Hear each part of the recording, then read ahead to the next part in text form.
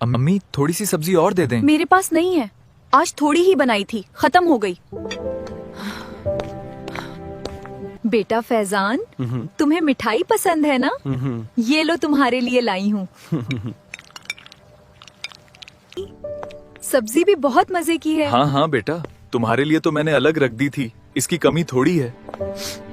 आज गैस के बिल की लास्ट डेट है। अपने शौहर को बोल शाहिद जमा करवाए।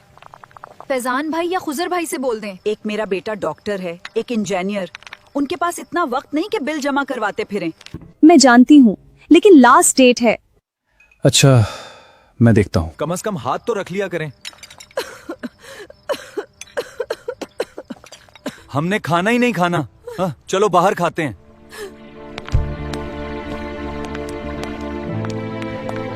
तुझे मेरी खांसी से चढ़ नहीं आती? नहीं अम्मोई, आप मेरे सर आंखों पर हैं, आप मेरी जान हैं। आइंदा ऐसी बात मत कीजिएगा, आप मेरे लिए बहुत कीमती हैं अम्मोई। अम्मी, दवाई खा लें, आप जल्दी ठीक हो जाएंगी। मैंने हमेशा दौलत को अहम समझा, लेकिन असल खुशी तो मोहब्बत देने वालों में होती है।